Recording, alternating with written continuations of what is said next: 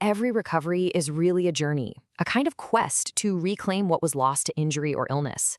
But hey, no hero ever goes on a quest empty-handed, right? In this explainer, we're going to open up the treasure chest of physical and occupational therapy to show you the amazing tools that help guide people back to strength and independence. So let's dive in. So on one side, you see the pure freedom of movement, something, let's be honest, a lot of us take for granted. And on the other, the reality of facing a physical challenge. It's a stark contrast, and it's the starting point for so many recovery stories, a quest that begins with one single vital goal. And that's really the mission at the heart of physical therapy. It's so much more than just a list of exercises. It's about a therapist who is truly an expert in movement, becoming your guide. They create a specific plan to help you move better, manage pain, and ultimately, just get back to living your life to the absolute fullest. Okay, so where does a quest like this even begin? Well, it starts by rebuilding from the ground up.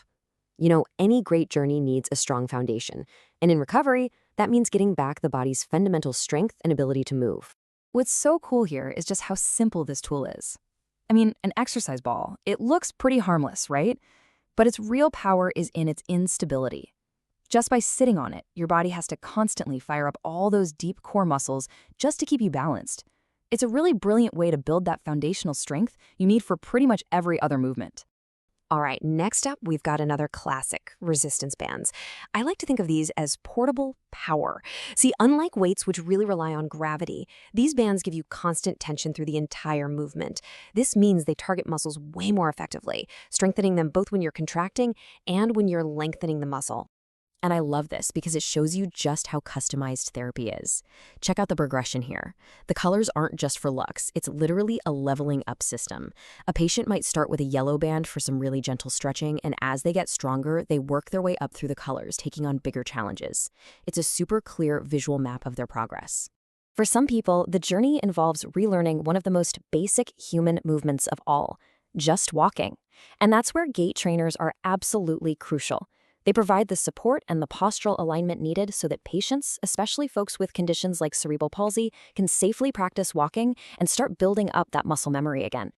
And of course, not all support is created equal, which is why the type of walker is chosen so specifically. For someone who needs maximum stability inside, you've got the basic walker with no wheels. If you add 2 wheels, you get a nice balance of stability and mobility, which is better for uneven ground. And for the most freedom, you have the rollator. 4 wheels, brakes, and often even a seat, empowering the user to get around with a lot more confidence. Okay, so once those foundations are being rebuilt, therapists can start bringing in some more advanced techniques. This next part of the toolkit is all about harnessing the natural forces all around us, things like electricity and water, to speed up healing and manage pain. So here we have 2 really powerful approaches. On the one hand, you've got electrotherapy, which uses these tiny targeted electrical impulses to kind of wake up muscles and, maybe most importantly, to block pain signals from ever reaching the brain. Then, on the other hand, you have hydrotherapy, which uses the amazing properties of water, its buoyancy, its temperature, to create this supportive, low-impact environment for exercise and pain relief. Let's look a little closer at electrotherapy, because it is incredibly precise. A therapist can pick a very specific current for a specific job. Maybe they use TENS to block pain signals, or IFC to get deeper for chronic pain. They might use a Russian current to build back muscle strength.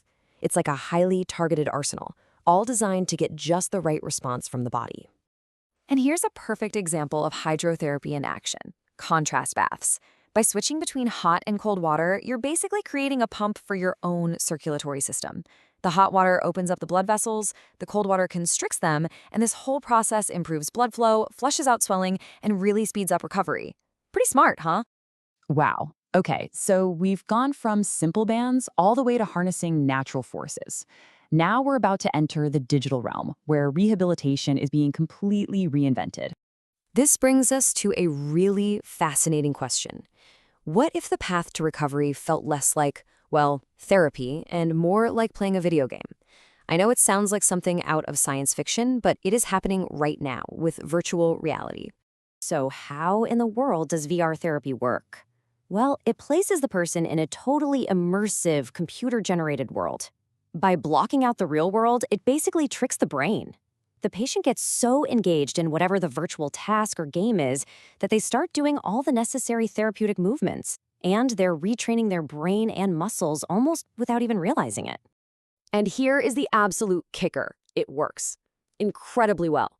One study found that patients using VR showed 5 times more improvement than people in traditional therapy. Why? Because it hijacks the brain's reward system. It turns therapy into a game, and that helps form new neural pathways, making all that hard work of rehabilitation feel like an achievement instead of a chore.